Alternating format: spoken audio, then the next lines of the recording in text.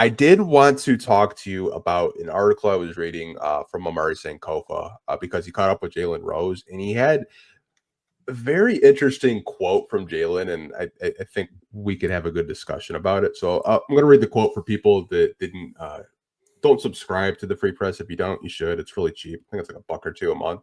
Mhm. But it says, quote, I'm just really proud to watch Cade take that leap. And what I mean by that is when you look across the league and you watch the playoffs right now in the Western Conference, Shea Gilgeous-Alexander and Anthony Edwards are shaping the league. Jalen Brunson is shaping the league. Tyrese Halliburton as well. Cade can now propel himself into that category and lead us the way he did this year. So when you kind of hear those comments from a former NBA player and Jalen Rose, do you think he has a point that Cade can kind of put himself in that same conversation as those elite guards that he just mentioned?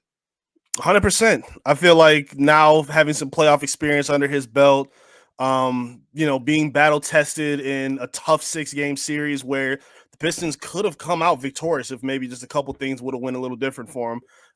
Cade is 100% in those kind of conversations, especially in a league where they're looking for not just the new guard of, who could be the next face of the league. They're also looking for who that new American MVP could be. Cade should be at the top of those kind of conversations. Anthony Edwards, Cade Cunningham, Paolo Banchero. Like, it's a lot of guys that could be that next face. And I don't think Cade is very far from, becoming one of those names that they discuss. Now, it will require them to actually pay attention and watch Pistons basketball, because if you were doing that already, you would probably be saying, damn, he actually is one of those guys. Like, again, Cade's not a guy where we're sitting here saying, that full potential could break out. Like, I think we saw a lot of it this past season, like going up to 26 a game, averaging 9 assists, with better spacing around him, with a new coach around him, still playing top level defense, especially on ball. Like, yeah, I think Cade is very capable of being looked at and revered as one of the best players in basketball, not just American owned, not just point guards. I think he could be looked at as one of the best players in the NBA. He doesn't run away from the challenge. He's welcomed the struggle of being on a team that was rebuilding like the Pistons. And he even talked about it before. Like, we were talking about a chip on your shoulder coming into the season. He even said that. He's like, hey, everybody on this roster has a chip on his shoulder, whether it's me, Robin Revered, the veterans, Jay Nivey coming off what he was going through, Jalen During off what he was going through. Like, we all are hungry to prove something and earn the respect of the league. And again, if there's anybody that's capable of doing that and changing that, I think it's Cade. Shout out to JB Bickerstaff, who was just on ESPN over the past few days, who was giving him a lot of pub, even though they didn't want to talk about the Pistons at all, but he made a point to do so. Cade should 100% be one of those big names, as one of those future faces of the NBA that should be discussed. Bro, JB, man, like the first day he was like kind of on his best behavior. If you guys Yeah. haven't watched it, bro, JB put Stephen A in a body bag. I was Awesome. laughing so hard, So damn man. funny. He asked him about his top Knicks, like worst memories, and he's like, "Yeah, you should probably have way more since you're a Knicks fan." I was like, "Dog," and like that evil laugh, like that's just gonna be used for so many meme purposes. Like, I already know it, but got to circle him back to Jalen's comments. If you kind of think about it, like, Tyrese. I know Pistons fans that they really wanted him in the draft, but you look at it like he's got a Pascal Siakam. Like Anthony Right. Edwards has like a Julius Randle, for what it's worth. Julius Randle's been up and down in his career, but he's played really, really well in the playoffs. You kind of look at all those players that he's mentioned, like they have second tier options that could like really take that load off of their score. Now Mm-hmm. this season, obviously adding a Tobias, Malik, and Tim made Cade's life a hell of a lot easier. But I keep hearing Pistons fans saying, like, where's our Siakam move? When is Yeah. Cade they get that Siakam? And to me, like the way I hear those comments, I'm like, man, like, what happens when Cade gets an all-star next to him? We see what he's doing with, high-level role players like a Malik Beasley, a savvy veteran, and Tobias Harris that did really well this season, especially defensively.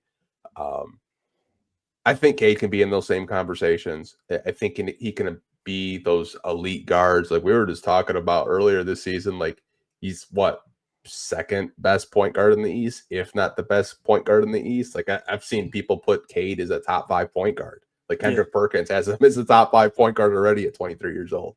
Mm-hmm. So I think the future is incredibly bright for Cade. I don't even think he scratched the surface. I think there's still another gear for him to develop. And people think he's a finished product. I don't think he's a finished product. I think he can get better with his handle. I think he can develop. We talked about last time you were on is like working with Carmelo Anthony and working on his post moves.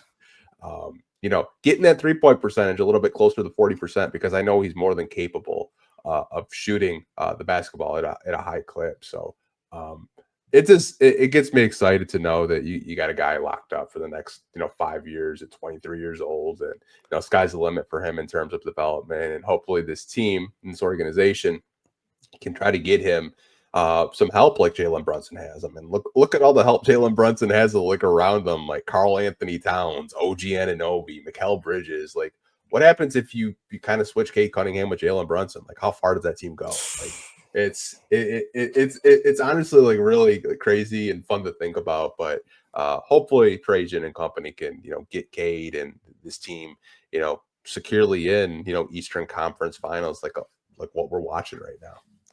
Yeah, he's talked a lot about not a lot, but he's talked about if they were going to make any of those kind of moves, it would have to be some kind of splash via the trade market, because obviously right now the Pistons still aren't one of those top tier destinations for free agents to come compliment a guy like Cade, even though his skill set is unbelievable at a superstar level. But yeah, I think about it all the time, even with Jaden Ivey. Like, I love Ivey's game. I think he can still be that complimentary number 2, number 3 guy next to Cade to kind of take a lot of that pressure off of him. But I still think they just need one more guy to kind of just push it over the edge and really put them in that kind of dangerous conversation. And it's a lot of names. Like you said, everybody's looking at who that Siakam could be, or who his Karl Anthony Towns could be, or I mean, even for Giannis bringing in Dame Lillard in Milwaukee. It's not going to be easy. They do need to try to find that guy, whoever it is. However they have to bring him in is going to be the a emotional conversation, because we're going to see a lot of people get upset about some names that could be in some conversations. But if you want to capitalize on Cade's window, you got to make it happen. Again, you don't want him. I don't want to see him playing like heliocentric Luka ball, for the next 3, 4, 5 years of his career. I just don't want to see that. And like, I even saw a lot of fans talking about him getting tired and wearing down. Like, someone said, "Oh, he needs another trainer to help him out." Like, you don't need a trainer. He just needs some help. Like, if you have Ivy around him, he doesn't have to dribble the ball, and try to set up everybody for a shot. Maybe someone sets him up for a shot. Maybe he can take a play or two off and let somebody else kind of help him out a little bit. But we just haven't seen, that, and we haven't seen enough of the dynamic creation in that offense for the Pistons. There's a lot of scoring there. Again, Tobias did a really good job of getting his shot together. Tim Hardaway was, coming and going in some areas. Beasley was really good, but you need one more creator to kind of really put them over that edge and unlock the true potential of what Cade is truly capable of. And I think that's going to be, the most important thing that they're trying to find over these next several years, because again, you want to keep the band together. You want to, see what you have in the young guys. I'm all for that, because I'm very high on what this core can bring. I don't feel like this core is repetitive at all in terms of what they bring, which is why it's okay to let them figure it out for right now. But if they figure out who that guy could be, again, we don't know who it is yet at this point. Somebody's got to be disgruntled. Somebody's got to ask out. But again, it's very interesting, especially knowing the kind of player that Cade Cunningham is. It's not like a guy like Luka, where I feel like he can only play with so many other kind of guys. Like, Cade's game is adaptable to anybody in the NBA. So I feel like they're going to have an array of options of who they can bring in. It's just who you have to get rid of to make that happen. And that's going to be an interesting talking point for the next few seasons.